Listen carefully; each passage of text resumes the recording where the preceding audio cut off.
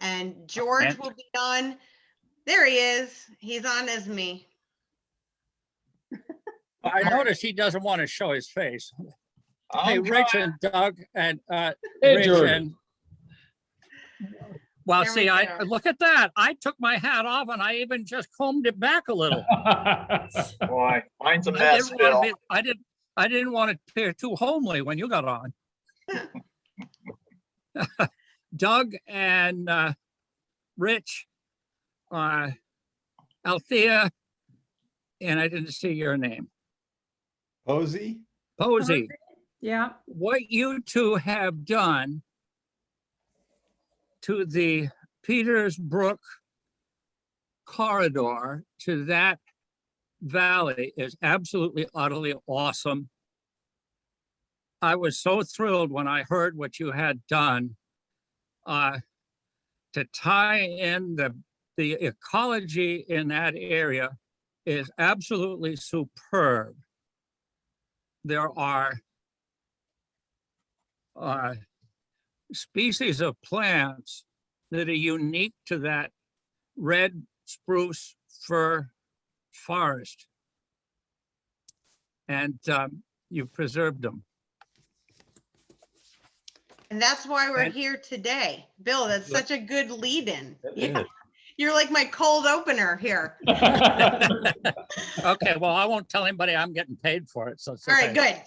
good. Well, I'm going to go ahead and get this started here, and we are recording this, and we've got lots of people joining us today, and we're really thrilled to do this story of place about Peters Brook and Penny's Nature Preserve, which over the course of many years has turned into a major conservation area in the heart of Blue Hill and a major trail system, as well as a huge ecological reserve, as Bill was just saying, and is just a beloved spot by so many people, has a rich history. It's incredible. So thank you everybody for joining us today. And with us on the call, we've got some really special people who helped preserve and protect this place, as well as people who help with the ongoing care of it. So we have Bill Byers, who will be speaking more in a moment about the conservation work he and his family did on Peters Brook and the Waterfall Trail, which has been beloved in the community since I was a child. And Doug and Posey Cowan, who donated a significant amount of land and a conservation easement across the brook. Rich Stark and Aletha Langa, who donated Penny's Preserve, which is just a gorgeous 100-acre parcel with a 3-mile trail system.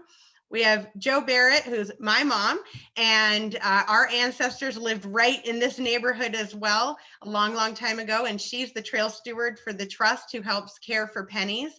And then George Fields, our one and only stewardship director from Blue Hill Heritage Trust, who helps with all the maintenance and all the conservation work that happens out there. So this is a great group of people to tell this story. And I'll just mention the Story of Place is an ongoing series. If you haven't seen other ones, you can go to the Blue Hill Heritage Trust YouTube page or our website and find links. We've done Blue Hill Mountain and had some wonderful ones with the late Bob Slavin, who this series is dedicated to, on the granite quarries. We've done Long Island with Denny Robertson, all sorts of really fabulous conservation stories to be told, and more to come. We will talk as long as we need to today. There's no time limit, so I'm sure we'll definitely go over an hour, and folks should feel free to drop off as they need to. The whole thing will be recorded and made public. So without further ado, I think we'll go ahead and get started. We've got a series of questions to sort of help the conversation along. And I'd like to start because the conservation story kind of starts with you. And I'll step back really quick and say the photo slideshow that's going to go on through here will take us from Peters Cove and Herrick Memorial Landing, which is a little conservation postage stamp, but gives wonderful access to Peters Cove for swimming and launching a boat. It'll take us through Peters Brook and then across the bridge onto the land that Doug and Posey donated and the Three Bridges Trail, and then over to Penny's Preserve. So please enjoy the slideshow as we're going. And Bill, can you start by just talking a little bit about your family's history on that land and what inspired you and Corinne and Marty to donate a conservation easement and protect this place forever, but also keep it open to the public? Well, to begin with, let me make a couple of comments. I'm afraid I don't lose my way. Peters Cove, Peters Brook, Peters Millbrook are all memorialized in Mary Ellen Chase's book, The Chase Family, about Blue Hill. My knowledge of this land occurs probably around 1938 or 9, although you couldn't prove it by me because in 38 I was 2 years old and tearing up the ground around. My father bought the property of 25 acres, a house and an old barn, which then got torn down almost immediately, from Fred Carter. And he and his brother owned 100 acres there. His brother Raymond owned a house next door on top of the sand hill. That house is gone. 2 pieces of it, one's over at June Grindle's on the corner, and the other one is down in East Blue Hill. As near as I can tell, the land was owned before the Carters by a Perkins family. That features because there are 2 quarries on that land, and they're farmer quarries. Like local farmers cut stone there. And I think that might have been done at the time of the Perkins. But anyway, Dad bought that land. He was smitten by Blue Hill. He'd been doing archaeological research on 3 sites in Blue Hill. One is well known. It's in Nevins Shell Heap. It's down where Blue Hill Falls is. And so he bought the house, and I began growing up there, being taken into the woods with Dad, with Mother's mother, my grandmother. We would go up onto a place where the granite bowls out in a great smooth hump. No, we called it the Whale's Back, and have picnic and build little stick fairy houses up there. And so the whole woods became a part of my growing up, a place of great peace, a great discovery, a great mystery. And as I got much older, I began to hear some of my father's thoughts. Really, that came mostly into the late 40s and 50s. In 1950, thereabouts, he bought Raymond Carter's 50 acres. So that now gave us the 100 acres. And he began the work with foresters, first with the paper mill, the foresters for the paper mill in Bucksport. And the question was, what do we do with these woods? Since that time, we have had several different foresters working with the family. And my father's attitude was, the moment he got the land was, yes, of course, people can go up across the old woods roads. The woods roads that begins down at the Tar Road by the Peters Brook, that road goes all the way up and across the brook up on Rich Stork, up on Penny's Preserve, crossed up there. Fred Carter's Bridge, we called it. That road certainly gave access to the quarries, gave access to the fairgrounds. Anyway, Dad said, yes, people can fish that brook, people can walk in that land, people can pick in that land. After all, we don't own this land. Yes, we pay taxes on it. Yes, it's on title, but we're just the stewards of this land. And this is a Scottish attitude. It's the idea that we take over and take care of the land, we manage the land, and we try to make it a healthy land and leave it in a better place than when we got it.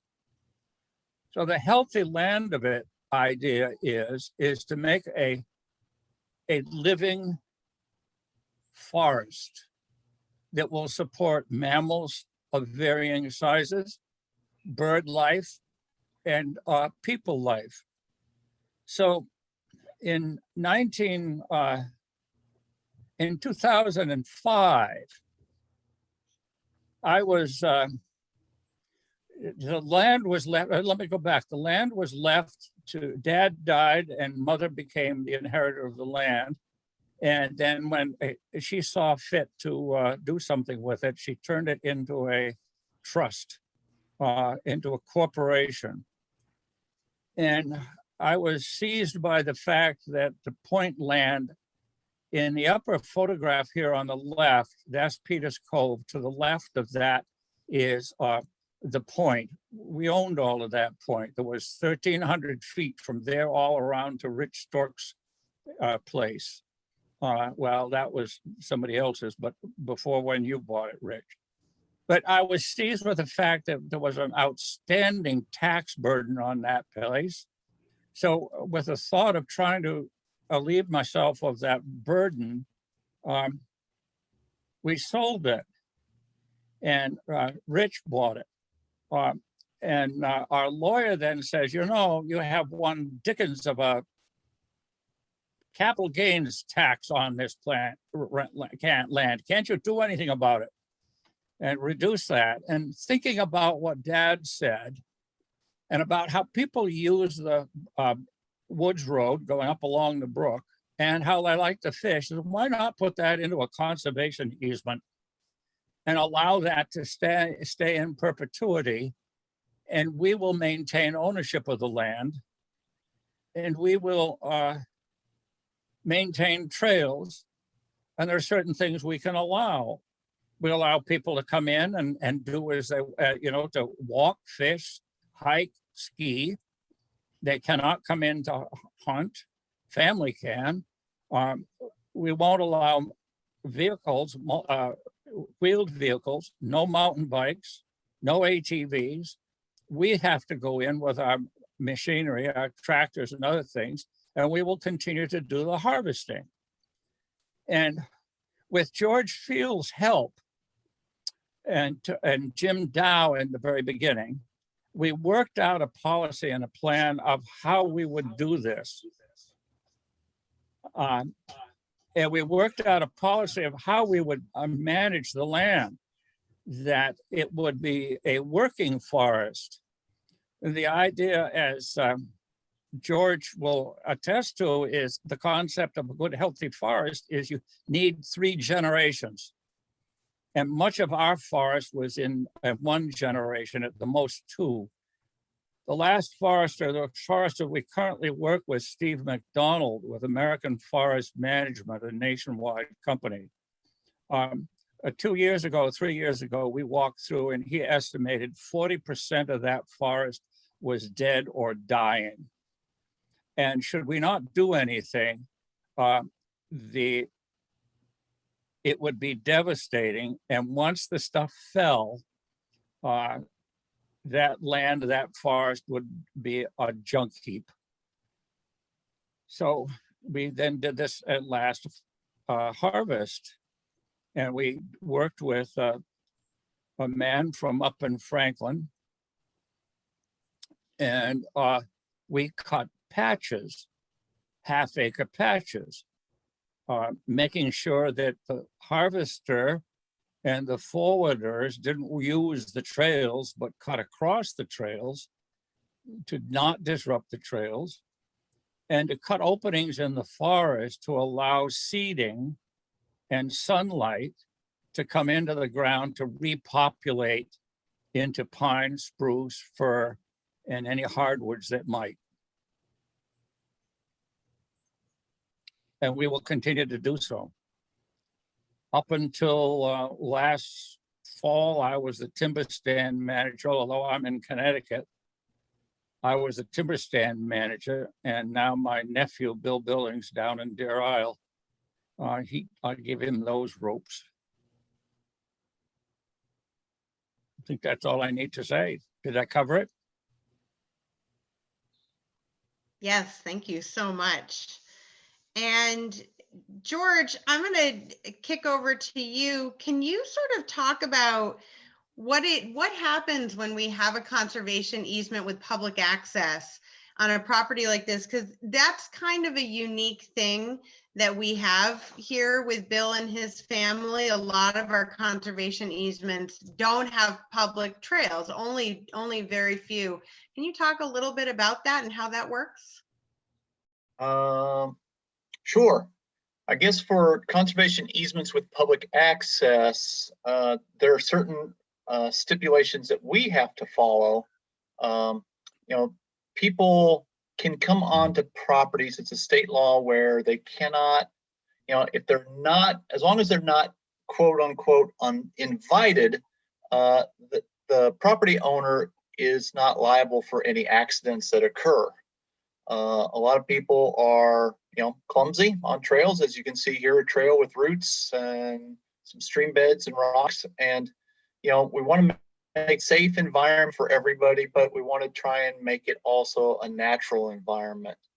So we try and, in the fashion of Acadia National Park, try and steer people in directions that the ground and the land can handle the capacity of people walking on the property. Sometimes we're successful, sometimes we're not. People always like shortcuts and want to go where they think the best view is, or where, this is a little neat spot next to a waterfall. And over time, that path gets exasperated and gets worn down, and you'll see a lot of areas that just get overrun. And it's not a nice little neat trail system. So with conservation easements with public access, there's a lot of management that we have to do as an organization, and that we ask the property owners to help out and give us guidance on where they would like to have trails on their property. And it's a relationship that we've developed with the property owners. And as they George? change hands, new relationships with new property owners. So it's time consuming, but it's awesome to get people out on the property and to let them see the wonders of the area and experience it just as the owners have. So George, That's right. Go ahead, Bill. George, you mentioned people taking shortcuts. And you'll recollect, you and I talked about that getting up towards the big pool, that people were taking shortcuts and walking out through the spruce and hemlock to stand at the top of the bank. And they were taking a shortcut from there down to the big pool instead of following the trail. So our mutual solution to that is I took the tractor, my small tractor, and the forks on the front of it, and picked up a couple of logs and laid them over there along the edge of the trail, and some other brush and trash to try to discourage that. Yep, that's a pretty good practice to help with trail erosion and stuff. Absolutely. I'm going to jump over to Doug and Posey, because this, where we're looking and across the brook, is where we get over onto their land. And can you share with us your inspiration, not just to donate the land on the other side of the brook from the existing Peters Brook Trail to the trust, but also to put a large conservation easement on that property before you sold it? And I'll mention that the new owner of that property is on here today, which is really wonderful. It is. Yeah, that is. I'm glad she is. What happened was fortuitous, I think, and very unexpected for us. We had lived in Bangor for 15 years, been to Massachusetts, and came back to the Blue Hill area because we have a cottage in Brooksville. And we were looking for a very small summer place, winter place to live in the winter with not much land. And we had a realtor who kept telling us about this property and saying we really needed to look at it. And I kept saying, I'm not interested. We want just a small piece of property. And she finally persuaded me just to look at it. And Jim Paulus, who most people know, realtor, I didn't even want to look at the house. It was too big and I wasn't interested. So I didn't look at the house, and he took me up in his four-wheeler up to the back field, and it was icy and snowy, probably in November, December. And he said, well, let's just walk through the woods. I want to just show you how much property is here and about what the boundary lines were. So we started walking up at the top of the field through one of the old woods roads, and immediately it came over me that we needed to buy this property and caretake it. So from the very beginning, we knew it wasn't ours, just as Bill was talking about, that we were, we could be caretakers, and that somebody should buy this property to be a caretaker. And so I told Doug, and actually he was away at the time. Yeah, I hadn't seen it. He hadn't seen it. And I said, just believe me, this is really important that we do this. So we put an offer in, and we didn't get the property initially. And I was, in fact, relieved. There was a huge amount of land, a big house, and that was not what we were looking for. But as the days went by, it just became clear to me that I wanted, with Doug, to protect this property. And we knew that there were several people who were looking at this property that were developers. We didn't know who had bought it, but we were concerned. So I told the realtor that if the deal fell through, we would buy it, and for them to tell the owner that we would commit to never No contingencies. no contingencies, but more importantly, that we wouldn't develop it. And then we just sort of left it and didn't expect anything. And another week or two later, the realtor calls us up, and you're now the owner of this property. So it was exciting and a shock at the same time. And as we spent more and more time on the property and learned to love and discover all of what's there, it became more and more clear we wanted to let people in the, anybody, Blue Hill people, but all around the peninsula and more, be able to enjoy it. So when we finally decided we were going to build a winter house in Brooksville and consolidate and be all on the same land, that's when we began talking. And we felt that because of the way the land is set up with a beautiful field behind the house, that it would be hard to sell the house and sort of not fair to the house to include that land in the donation. So we, did the survey and the lines in a way that all of that stayed as one piece. But we did put it into conservation land because we didn't want it developed. And we hoped, and we in fact got a buyer who felt the same way we did, that really supported and appreciated that the land was in conservation and couldn't be developed. And So we're very thankful for that. And Doug, I don't know whether you want to add to that or. No, it's just, I mean, what was amazing is that when we made, when we actually bought it, we didn't really know what we had.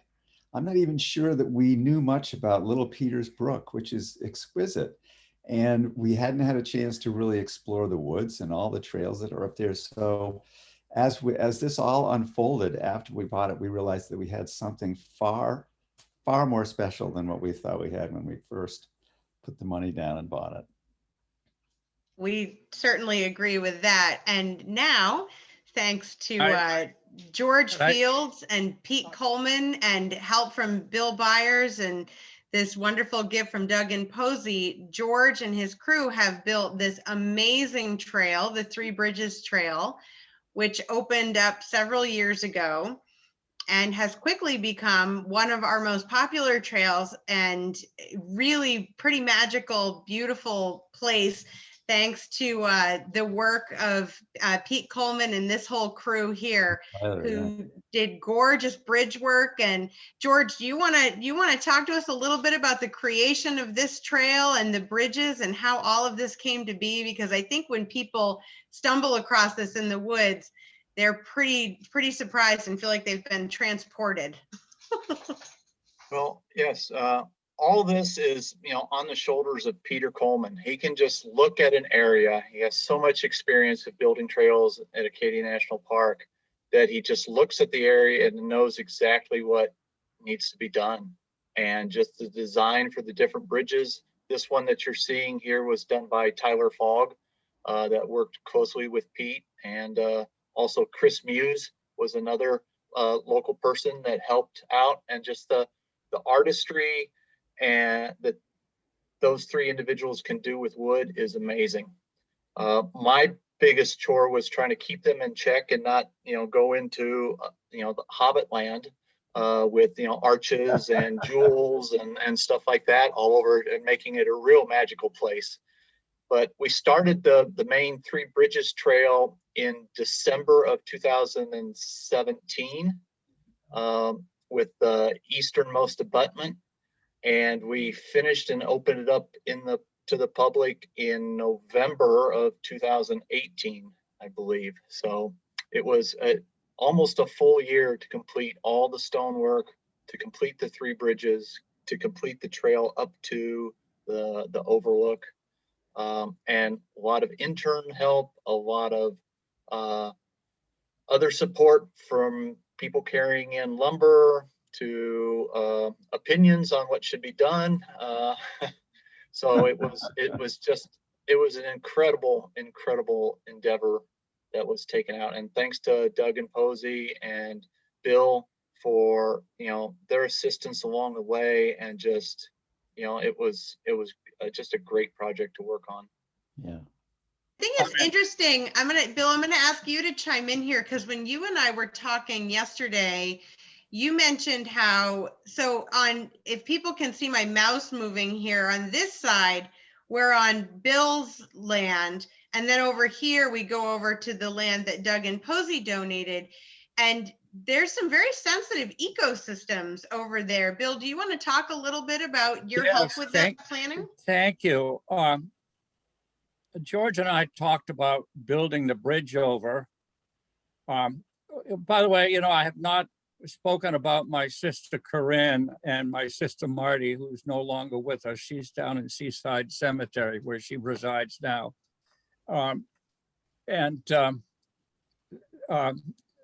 Anyway, there was one spot there where my sister, not far from where the bridge is now, where my sister said, God, I hope they don't go in there. That is such a fragile place. I know that too. There are the trifoliate lichen, which is typical, or moss, which is typical in the spruce fir forest, is beautiful in there.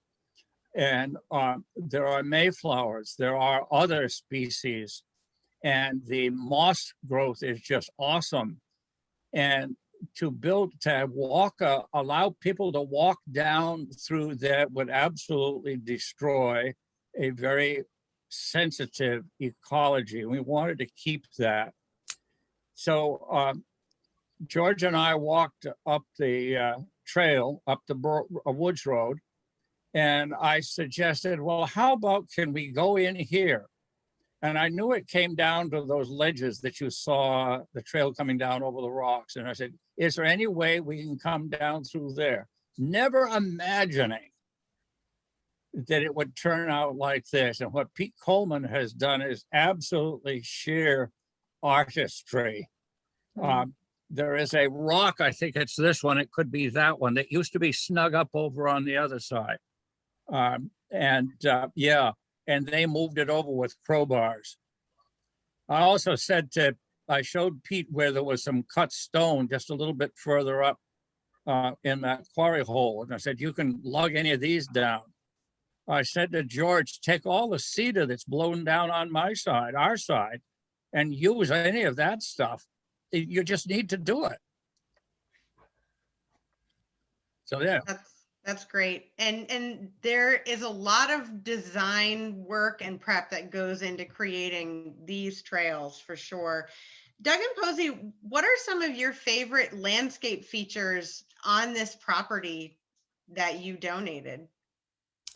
Well, I think, for me, Posey can speak to, I think it's the whole package. And to have Big Peters Brook and Little Peters Brook come down on either side of the property and enter into Peters Cove 125 feet apart or yards apart, I just thought that was amazing.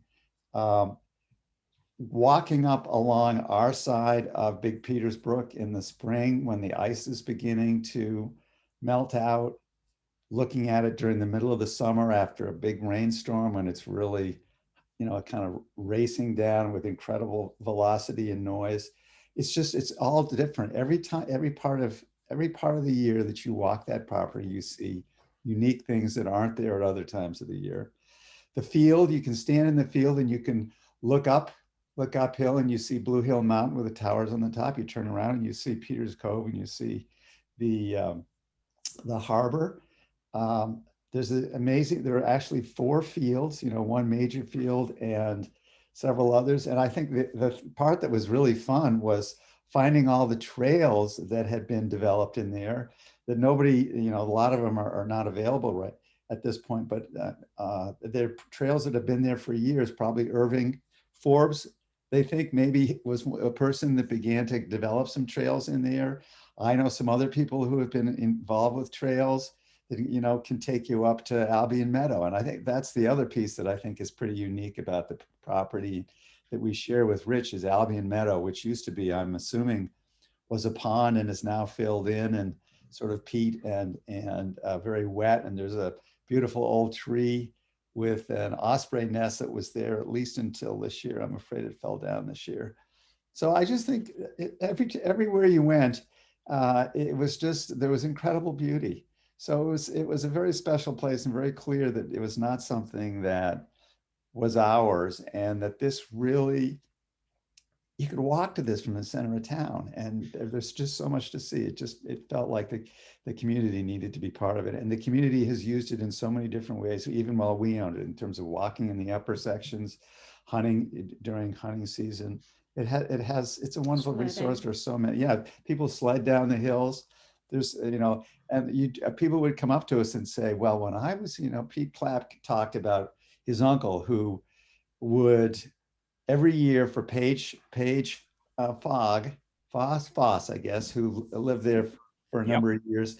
There was a spring. There's springs on the big field on that right-hand side as you look up.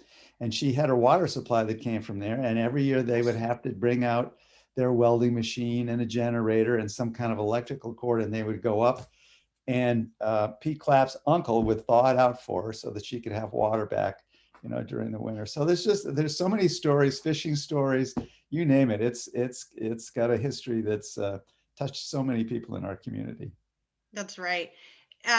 Joe, Doug mentioned the osprey nest, and I have some beautiful photos in here of the osprey from 2 years ago.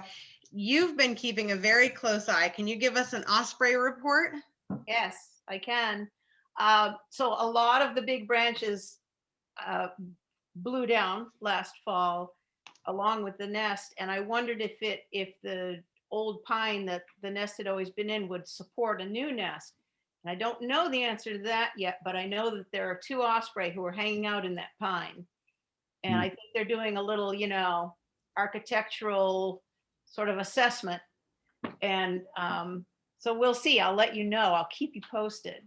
Yeah. But they're Good. there trying to figure it out. And the poor things, after their nest blew down, they hung around there. It was before they had migrated south. It was a pretty early storm, I think. Do you remember when that was, George? No, I don't. Yeah, it was pretty early in the fall, but they hung out for a while. I don't know what they made of the whole situation, but they're back. They're up there trying to figure it out. Yeah. That's so neat. I'm going to jump over to Rich and Aletha in just a second, but Doug, I wanted to ask you, as a retired doctor and somebody who is still very involved with community health on the peninsula, the last 2 slides have shown some beautiful smiling faces of just the hundreds of families who have used these trails on, Three Bridges, Peters Brook, Penny's Preserve this year. Can you share some of your sense of public trails and spaces like this, especially during a time like a pandemic? I didn't quite get the whole question, but I think you're talking about kind of what does this offer a community of young people and others in a time like this? I mean, I think getting kids out to nature and getting exercise and appreciating, I mean, and you've done this, the trust has done an amazing job with Mary Ely and Barbara Karajian going out with the kids. And I mean, I've got grandkids who I think this year, they live in Chicago, but they came here for a year. They have done almost every single Blue Hill Heritage Trust trail. And I think a lot of families have used the trust in a way that they've never used it before and gone on these trails and discovered the incredible beauty and variety of all the trails that are available through the trust. Poetry here on this sign, this is probably or maybe this is the story of, I can't remember the name of the figure, but these are stories that the kids write. There's a poetry trail, there's Right. all kinds of stuff. So it's really been, I think, very special for all age groups. I'm so excited to have the kids out there because they're the future here. And in terms of conservation and thinking about preserving what we have and sustaining kind of the ecological health of this peninsula, Blue Hill Heritage Trust is making a big part of that. And the kids are going to be kind of those that actually take care of it when we're gone. Excellent, thanks. So we're going to move over here to Penny's Preserve. And you can see here, we've got Rich and Aletha, and more importantly, Lily. And I think Lily is there with them right now. And can you guys share with us, this property hosts one of the biggest granite quarries in Blue Hill. It takes people along both sides of the brook into Albion Meadow, glacial erratics. I mean, all these incredible sort of highlights on the landscape. Can you talk about what drew you to purchase this property in the beginning and then eventually to conserve it? Well, I came to Blue Hill in the mid-90s, and at that time I was walking up and down the Brook Trail up to the waterfall, and that trail had been used. But beyond that, I could see where there had been an old trail that was totally overgrown, and all I had at the time while I was building the house was a little bow saw. And so I would, when I had time, would go above the waterfall and just kind of start clearing out the old trail that was overgrown along the brook, and just absolutely fell in love with the place. When it became available in the early 2000s, I purchased it, and I had not even walked any rest of the land. It was just the brook that I had fallen in love with. And as everyone has said, I just felt like it needed to be preserved for the community. So I went ahead and purchased it. And then over the next year or two, I just started bushwhacking throughout the rest of the 103 acres. And all of a sudden it was just like opening up a a leaf of a book. Every time I looked somewhere, there was something special about it. And so I would take note of that. And then it just kind of unfolded that I started figuring out to connect all these special places, whether it was the erotic or the lichen fields or the ledges, the Albion Meadow, the quarry. I mean, it just, as you say, Chrissy, it just goes on and on, all the special places here. And so I would just take survey tape and walk through the woods and connect them. And then I'd modify I'd take a machete and kind of rough out a trail and see how it worked. If it didn't, I'd move it over one way or the other. And that's just kind of how it unfolded. And it's been a very special place. Yeah. And Aletha, you guys have spent a lot of time out there in the woods with your dogs, and you still go out there probably almost daily. Can you when you donated this property, which is about 100 acres with, like I say, is a turnkey property. It had this gorgeous 3-mile trail system. It's just amazing. One of the stipulations was that it remain not just a dog-friendly property, but that we allowed dogs to roam free and be off leash with their owners. And can you talk a little bit about why that was so important to you? Well, because of Penny. Penny was our lab, and she absolutely loved the trails and loved walking along the creek. And she would go up on top of little mounds and pose and, and look at the creek. And she just enjoyed it so much. And then after we lost Penny, we got our new dog, which was a lot smaller, but she absolutely loved running through the trails. And it was just important to us that people had a place to go where they could take their animals, they could take their children, they could take, their life and go into the woods and appreciate it. So that was the reason that we stipulated that dogs should be allowed there. And they're not allowed very many places these days, very many public places. And so we wanted a public place where dogs and families and people could go. As we say, let a dog be a dog. Yeah. Yeah. Well, I know that there are some dogs in my family who very much appreciate that. I'll just say quickly before I move on to that, some of these last slides were of the granite quarry, and there's have been some new maps that have surfaced thanks to a thesis that Doug Cowan gave to me about the quarries in Maine. And so we believe that the quarry in Penny's is the White Granite Company, which I previously thought was the Hinckley Westcott Quarry. And you can see in this slide, they're very close together. So it's really interesting to learn about these quarries and to be able to see them and see how massive some of them were. And they would take the granite out of these quarries and send them sometimes on trains, like little steam trains, down to the water, where they would be loaded, taken into these finishing sheds, and then loaded onto stone schooners. And it was a major industry around here, and one that brought my great whatever grandfather here, who immigrated here as a stone cutter. And it's fascinating. And we have a whole other webinar that I did with Bob Slavin on that, which you should check out if you haven't already. Chrissy. Yeah. Can we go back to the last slide? Yes.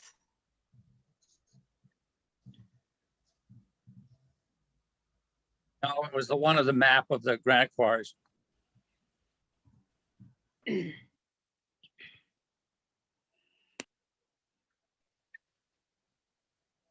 Right, There we go. okay.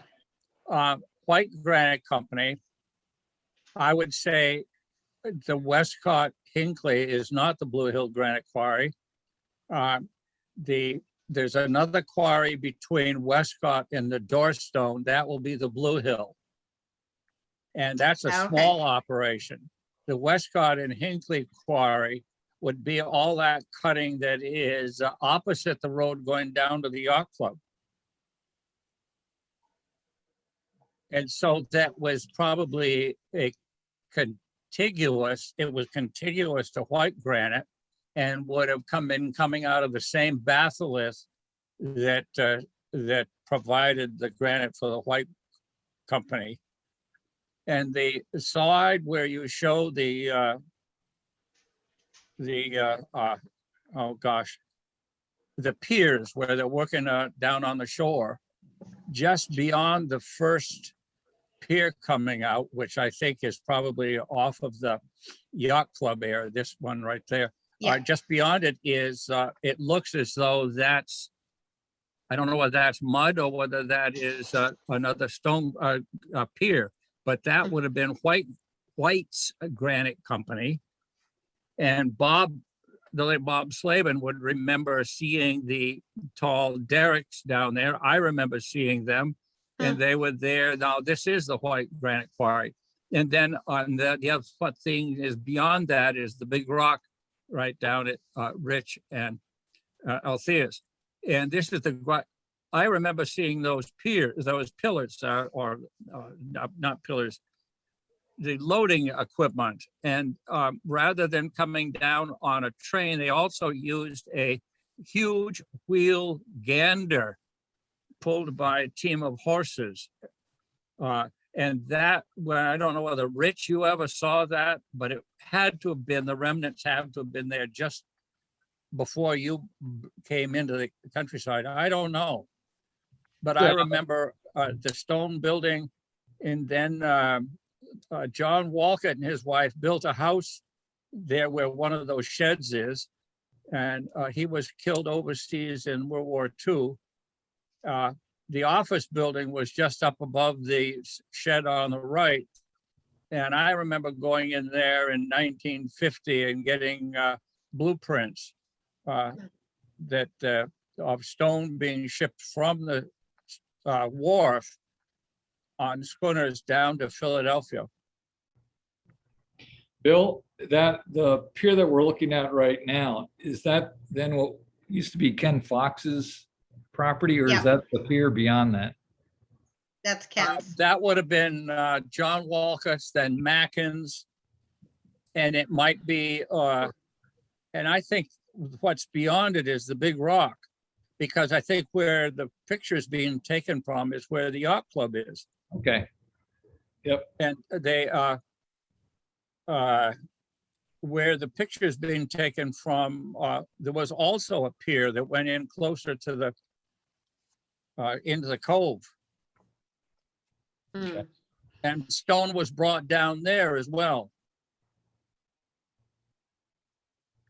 Yeah, it's amazing the industry, the granite industry that was happening in East Blue Hill.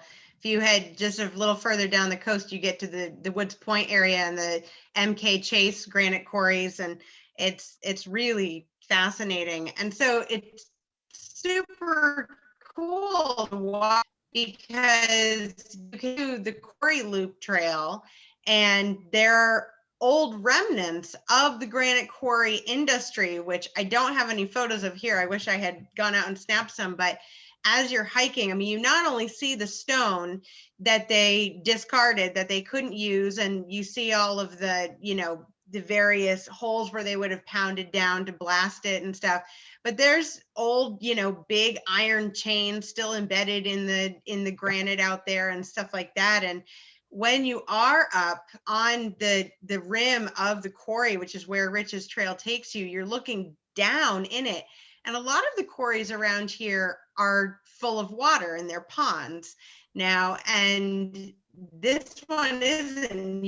The extremeness of how huge that one. So Joe Swam in some knows of this those quarries property. out on Woods Point. We swam in some of the Yeah. quarries on Wood Points. Bob Slavin's nephews and I swam out there. Yeah, that's right. So Joe, you're the trail steward for this property, and you know it probably second to Rich. You guys could have a competition, a trivia competition at this point, maybe, for who knows it better. But can you speak to some of your favorite spots along these trails and what it's like to be the steward of this property? Aletha and Rich, I think of you so fondly when I'm out there, and with such gratitude. I can't even tell you. Well, of course, the brook is the star for me. I know people love the granite quarry and that it's in my ancestry and all that, but that brook, I mean, I can be too tired to hike, but kind of make myself go and do it and come back just so energized and so glad I did. Or I can be in a crummy mood or just filled with some kinds of troubles or other and go out there and I come back just repaired. It's just, or if I go with a crummy attitude, I come back with a good attitude. I mean, it's magical. You know, the sun filters down through the leaves and you can see it, how it lights up, that goes right through the amber water. You can see that picture to the right.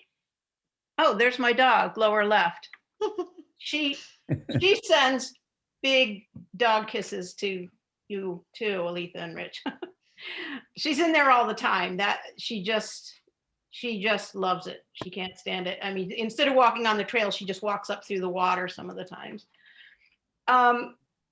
It's so beautiful in all the seasons. And then that North Loop is another amazing place. It's really a world set apart.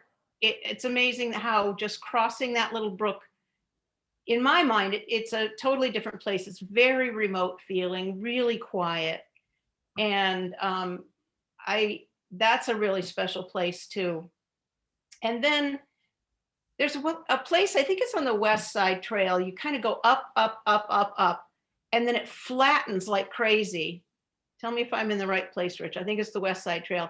It flattens a lot and it's very park-like up there. And it's so different from all the rest. It doesn't feel like such wild woods and there aren't the big erratics up there. And it's very different. And Is that where are you referring to where the ledge is, Joe, with all the lichen hanging off of it? they come up after a while, but not the place I'm thinking of. It's a place that flattens and it's really just a forest floor of pine and spruce needles. And it's, not that big of a place, but it's different from the rest of the entire preserve. And so it stands out there, my friends. So many of those branches that are supporting that osprey nest that's in the picture are gone now. So it'll be really interesting to see if they can figure out a way to replace that nest. The nest is on the ground at the base of the tree. I mean, maybe they can recycle some materials. I don't know. So we have to say that every time we walk the trail in the spring, we're so grateful for you because we don't spend, a month cleaning the trails. We appreciate you a lot because we know what you do. So thank you. Well, some of that is George for the big pieces, and for the small pieces, I grab Chrissy's children and a crosscut saw, and we go out and do it ourselves. So yeah, it gets done, but it's a real gift to have kind of a mandate to get myself out there when I might have been too lazy to otherwise. Right. Oh, And lucky. You You're talked so about, lucky, Joe. yeah, I know that.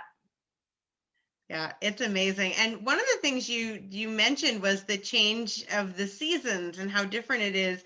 And I know you have a little project you're scheming up, and you really know it so well. Can you talk about the seasonal changes and what you've noticed out there? Sure.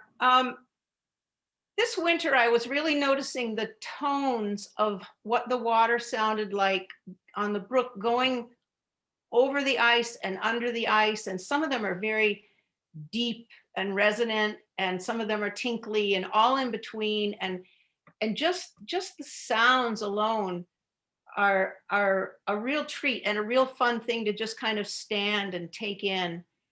And one day I was up there. It had been very cold the night before, and the brook wasn't all iced over yet. And there were a lot of dark rocks that just stuck up out of the brook, and they all had very lacy ice collars all around them. And it wasn't that long after Ruth Bader Ginsburg had died. And I thought, oh my gosh, those are like her lace collars, that she wore with her justice robes. And the ledges, you mentioned the ledges, Rich. I mean, the water flows down over the ledges and freezes in layers. And there are these long, drips down the sides of the ledges, and they pick up the color of the sky, so there's this deeply thick ice that's the color of the sky. And then it's compared to all those lichens that are on the rock, and they're damp, so they're pretty vibrant green even in the winter. I don't know, it's just magic. And then spring comes and you get these hard rains before the ground can absorb, can suck up all that water, and the brook bursts its banks, and water goes places I never even dreamed it would go. And it goes under big rocks I never dreamed it would go under. And it runs down the Brookside Trail itself, and all the rooted plants get laid down with the flow. And so you go down, it looks like somebody came through with a gigantic comb and just combed everything in one direction. And there are these big piles of sand that the current scooped up off the bottom of the brook and dumped onto the trail. And it's so beautiful. And there are all these twigs and needles and stuff that are stuck like, 15, 18 inches up in the logs and shrubs that grow beside the brook, because the brook had been up that high. And then summer comes, and I no longer have the place to myself. And it's very peaty smelling. When it's really hot, the earth is damp and it smells a lot like peat with a really strong evergreen overtone to the smell. And the sunlight, as I said, dapples down through the leaves and lights up particular rocks or particular parts of the trail that I never notice, except that it's like there's a spotlight on them. And it's just another way to love it. And in the fall, the white pine needles come showering down, and they cover the ground, and they collect in the low spots, which become puddles after a big rain.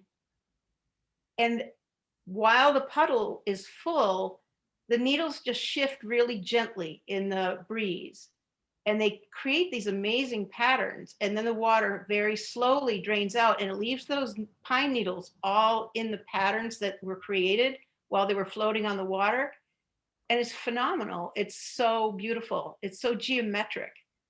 And on the brook, the deciduous trees drop their leaves and they land on rocks and they land on the water, and they stay like that for a few days. But then a big rain comes, and the flow increases, and they get whirling in these eddies, and they end up making columns that they get packed up against the shore, but in columns that are really tall.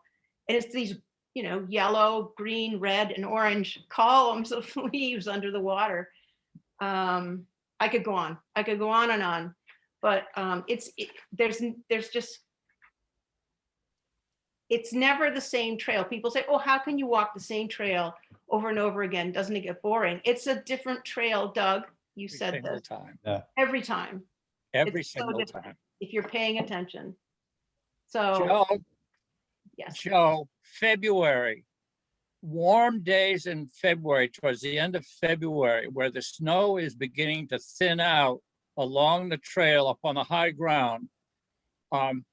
Look for the red coats, the seed, the spore pods of the mushrooms, British red coats. Yeah. And then I've seen them. along in those same places, the white snow, the corn snow will be alive with the black, what we call snow fleas. Yes. That is just a phenomenal point. It is so warm. It's take off your jacket, take off your sweater warm, and then you step aside into the shadow and put it all back on again. Yeah, that's right. Yeah. Yep. And you're so warm, and yet a lot of times my fingertips will be cold because the snow, they're so close to the snow, and so the cold is kind of coming up from the ground, it seems like, and the warmth is coming down from the sun. So it's a funny time. It's an interesting time. On a winter's day in January, in the middle to late January and going into February on a winter's day, it can be 20 degrees, it could be 15 degrees, and we'd be working up there in the woods. There's no wind coming in there, but the full sunshine. We could be working there in the woods almost barehanded, just the thin chopper's mitts, no mittens in between inside the shells, and in a light jacket or a light sweater. It was just was absolutely wonderful time of the year. The best time, I think, to be in the woods. Yeah, and I want to pick up on that, the topic of all the families and all the people who have enjoyed this place. I mean, it was really stunning to see how many more people were in Penny's Preserve during COVID and how much they were enjoying it. And, you know, children, dogs, people alone, people jogging. I came across a lady the other day sitting on a rock with her shoes kicked off and just enjoying the woods. It was so nice to see. Yeah, it's really, it's a gift. It's a huge gift to our community for sure. And it's really heartwarming to see people enjoying it and to hear the kids' voices off on another trail maybe, and know that I'll be coming upon them. You And- find, I don't know where it is on the map anymore, and I'd have to walk to see if I could find it, what we call the Bacon Swamp. It was a large swampy place. I think it's up on you, Rich. It could be on that starred property to the right of yours. We would get into it from up back of our tractor shed and walk up our woods roads and then go up onto what's now yours, Rich, and get up behind the quarries and follow some of those woods roads, and it goes into a swamp, which was a great place to go hunting snowshoe rabbits. That place in the springtime and then in the summertime festooned with high bush blueberries. Wonderful. And the birders should go up there too. I have to mention the birds. I mean, Yes. the sounds are such an important part of what's so wondrous about this preserve, and, you know, the sound of the wind and the tall pines, but you know, if you can go up there and get away from the road far enough so you're not hearing cars, it's just amazing to listen to the birds. I have spoken to Leslie Clapp. I joined up with Down East Audubon, and I've spoken to Leslie, and I've also mentioned it to George, and I think I've mentioned it to Steve McDonald, our forester. One of the things I would like to see is to get Down East Audubon also involved in education and particularly in survey of what bird life there is in there. It just, I see down the line, a long line from long time from now, the whole impact on education, the education of young people on the life that's there, the bird life, the mammal life, the interplay between the birds and the trees, who nests high up, who nests down low, how to preserve all of these things and how to honor all this life. Absolutely, Bill. And your family's a really nice example of that, with the care you take and the management of those forests. And when this map, I think the thing that's really interesting, surprising to some people on this call, is how big this conservation footprint is. So I hope my internet's not goofing up on me, but Chrissy, this will be Doug, Posey, Althea, Rich, George, this turns out to be one of Maine's outstanding ecological conservation areas. And I think Pete Coleman thought about that as well. for sure. George, can you walk us through this map a little bit and talk about, some of the properties that we see on here, how they became conserved and what the future is looking like out there? On the east side, the big long rectangle, Blue Hill Heritage Trust bought that parcel there from Dwayne and Colby Pert in 2004. And then just below that, in 2006, Lorenzo Mitchell donated that property to the trust.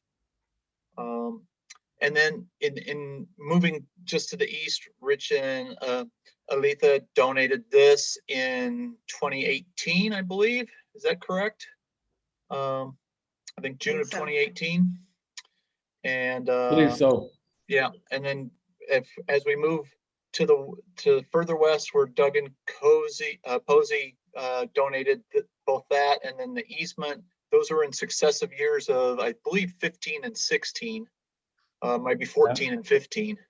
I'm not sure 15 on the and date. 16, And I then think. below that, for the main Peters Brook Trail, Bill and family donated that in, was it 2004, Bill? Oh, that went over in December of 2005. 2005, okay.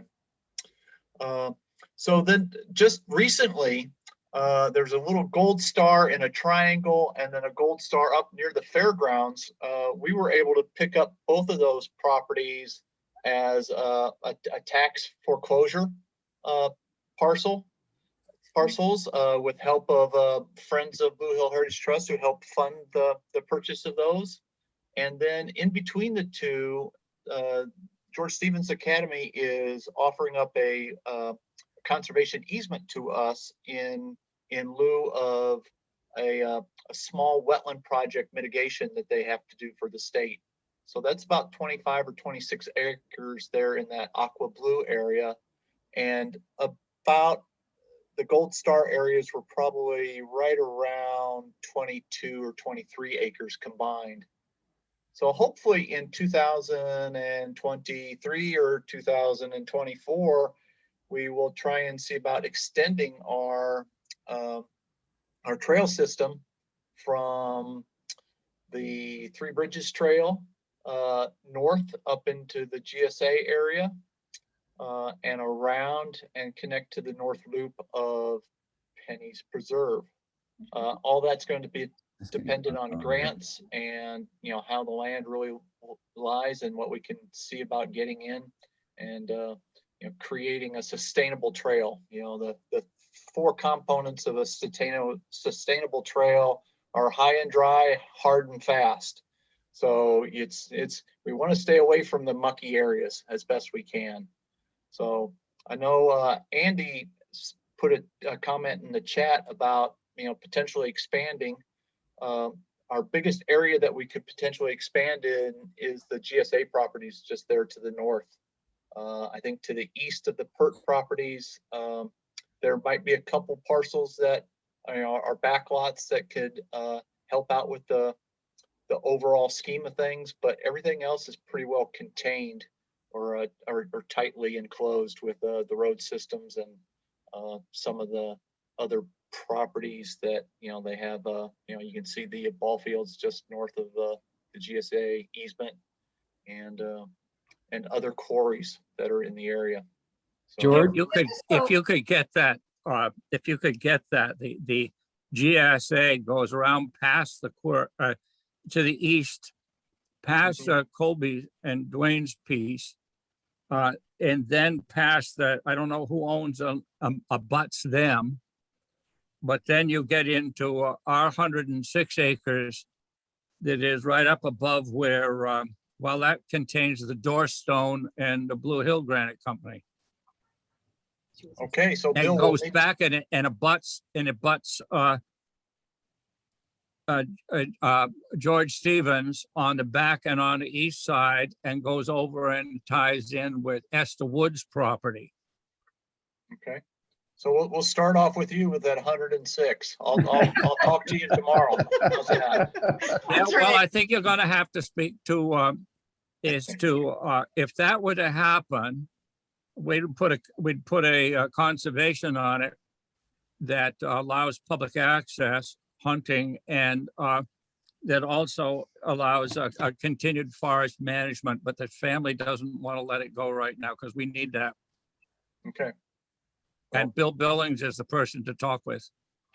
I'll I give want Bill a to ring. point out, George, this is so exciting because a lot of people are really avid hikers, and some of the trails that are available around here are maybe half a mile or maybe 1.7 miles or something.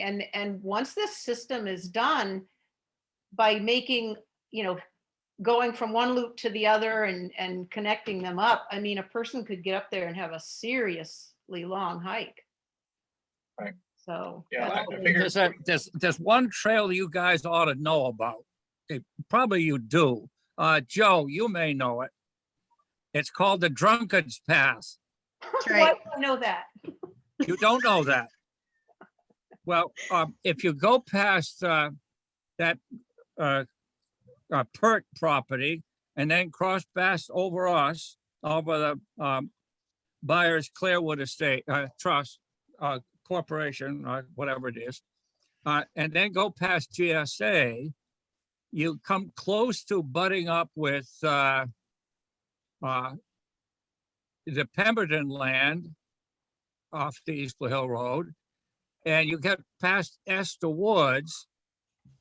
And if you're on the road, before you come down into where Esther Wood lived and the Floods lived, up on that high knoll in the pines was a path. They cut that corner off on Woods Point Road. It cut that corner off and came out by Pemberton's. That was known as the Drunkard's Path, because if you had to walk home and inebriated, that was a shorter way to get home than going all the way around the loop. It's just absolutely, there used to be a house up there or a small building just before you started down that path. And it's just an absolutely wonderful thing. And that ties in with the ridge that is known as the Whitney Ridge. And the Whitney Ridge goes northwest out towards the fairgrounds and the ball fields. It's all part of that glacial outwash stuff. And the south end of that ridge is all the granite stuff. The south side of it is the granite side. The north side and northwest side is all sorted till.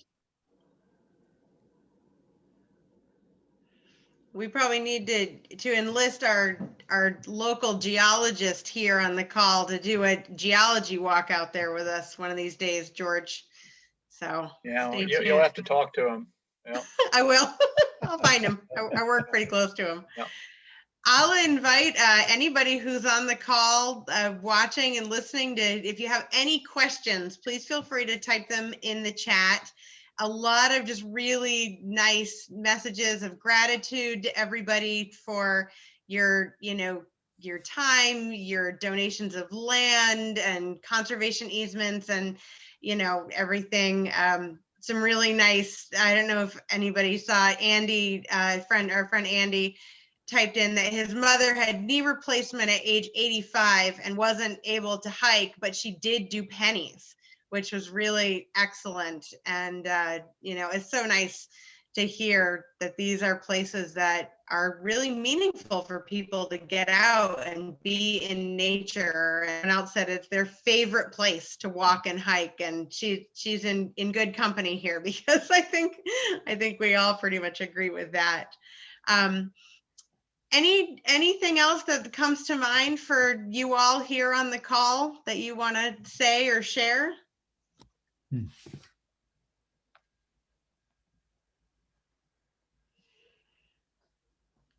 All right. Well, I just want to I take think- this time and thank everybody who's donated property to the trust in this area. It's one of my favorite spots. And I know I will share a story that I will always walk the East Side Trail on Penny's Preserve a little quicker than normal. When we were first surveying the trail, I walked by a big erratic with a little hole underneath, and I saw this nose sticking out. And I said, "Oh wow, what's that black lab doing, underneath there?" And I just, "Hi, pup," I said, and I kept on walking. And about 3 steps beyond that, I'm going, "That is no pup." So I kept on walking a little bit faster, and each and every time I go by East Side Trail, I do not dawdle. I keep walking. Well, thanks for that, George. And I'll tell you this, I went down the edge of the brook one time, not too far from where they rusted out manure spreader is. And I sat down on a boulder, just looking up the brook. And out of the corner of my right eye, I saw a little movement down amongst the rocks. Small boulders, large pebbles. And I looked down again, and a mink had come out and stepped on my foot, was looking up at me, and then Wow. disappeared. How fun. Bill, I wanted to tell you how fascinating it was to watch the progress of your latest logging operation, and how it was pretty inspiring how that Thanks. harvesting could happen. And yet, as you said, in those half-acre plots, it really didn't seem disruptive at all. It really was a good model for what can be done. Well, Joe, it's important to work with people like yourself and George. George was in on this right from the very start, because we worked with with the forester, and the three of us talked about what do we want to do, how do we want to do this, what do we want to do to protect the conservation, how do we want to work within the confines of the conservation easement, because there were some things that we could do and some things we should not do. We made decisions about not touching the tall stand of pine as you come into the conservation, for the simple reason, if you cut one, the whole bunch are going to fall down. So it was either take them all down or leave them all standing. And so it was a long process. It took several years to work this out, and to find the contractor who would do the work that we wanted done and not go in and start to work outside of what we wanted. And so we picked up a fellow from up in Franklin. And the other thing is that in about 5 years or 6, then we will come in and work the same general area. By that time, the half-acre parcels, those small parts, will be now growing up in towards getting high up into 10 or 14 foot sizes, maybe taller, and maybe it's 10 years, then we have to start cutting the other stuff. So to keep the growth going and still maintain a habitat that is interesting to those who come and hike. And don't forget, we're also protecting the brook. It's still a trout brook, and we have to maintain certain rules and regulations and stewardship about the brook water. And Doug, oh, by the way, Doug, over on your side, there are 2 things. One, you'll find steel posts every once in a while. I found, yeah. Yeah, drilled into the rocks. Well, that supported a cow pasture fence. Mhm. And if you go up to the falls overlook and then walk that trail back up into, suddenly the pine trees all are the same size. And that was open pasture at one time. So what you're seeing is the natural succession of that land back into forest. So I would say that was pasture land 70 years ago, maybe 60. Makes sense, yeah. It is, it's all. Bill, tell us the name of your woodcutter who did such a nice job out there. He's in Franklin. I want to say it's Steve. I can't come up with his name right at this instant. All right, well, if you email it to me, I'll get it to Andy Rosenthal who's asking. But okay. The other thing is, sometime this fall, the Down East chapter of Small Woodland Owners Association of Maine, under the guidance of Cy Baltz, who is down on Nascaig, we're going to do a walkthrough on that forest, on our woodlot, and talk about exactly that matter of finding the people to do the work. What kind of work do you want to do? How do you sell it? How do you market it? Do you hire a contractor to come in and do the cutting without a forester and let the contractor pick what he thinks should be done? Or should you have a forester come in, the pluses and minuses of those, the needs to form a land management, forest management plan? So that's all will be coming up sometime in the fall. I don't know when Cy wants to do that. That's great. Thanks for sharing that. Anybody who wants to be, it's open to anybody who wants to trudge along. Yeah, good. No Okay, well, masks folks required. can reach out to, yeah, that's right, No not now. mask required. Folks can reach Dogs are out friends. to, yep.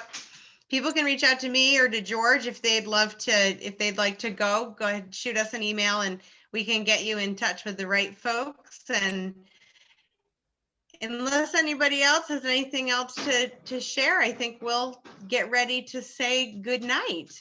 Rich and Aletha, do you have any parting words, or Doug and Posey? No.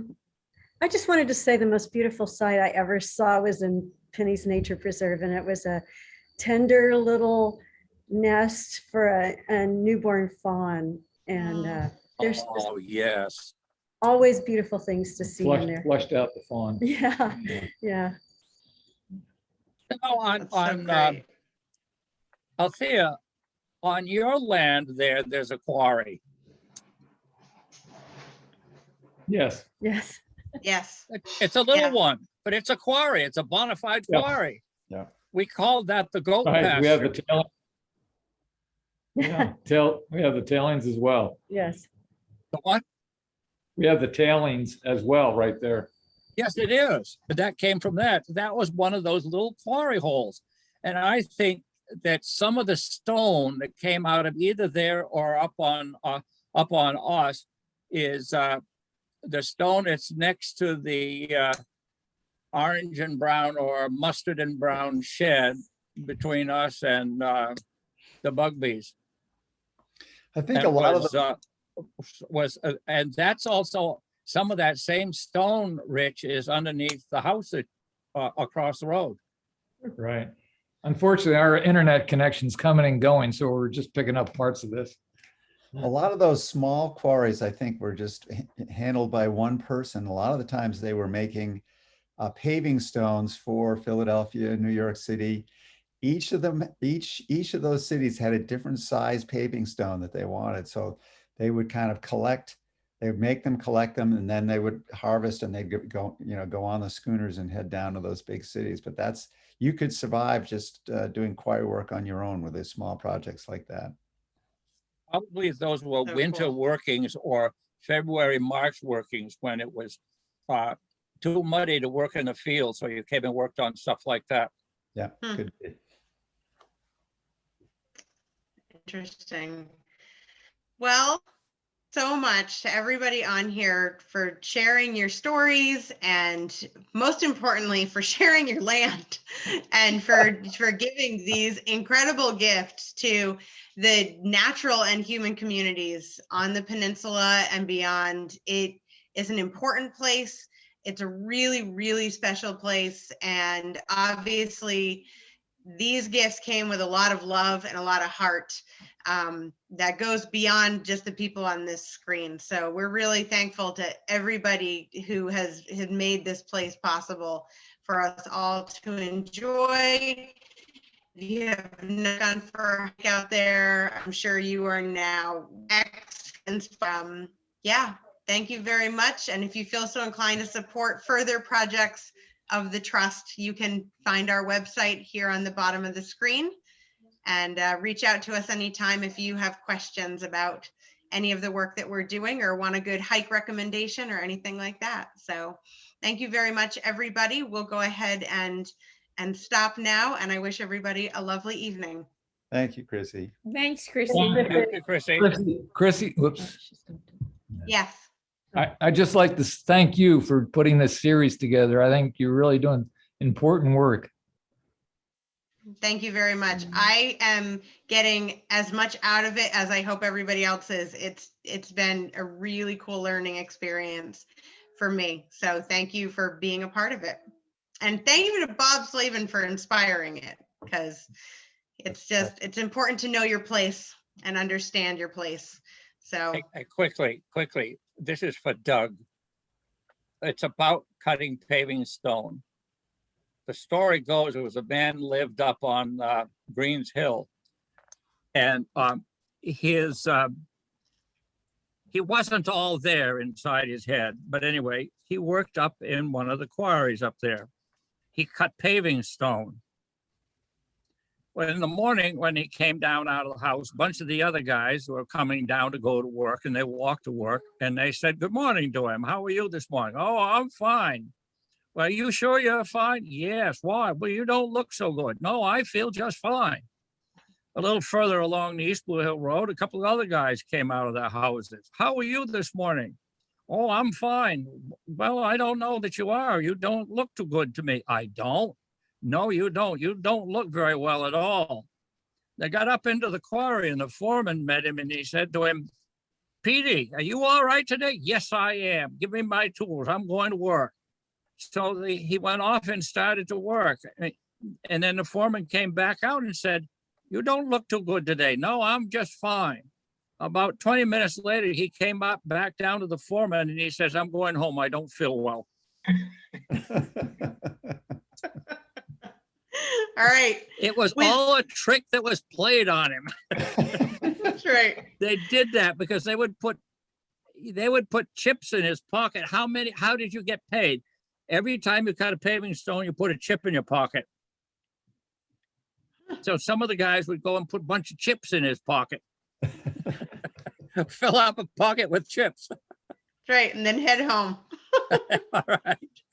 That's enough. Thanks, Bill. Thank All right. you. Thank you. Thanks, everybody. Good night, Good everybody. night.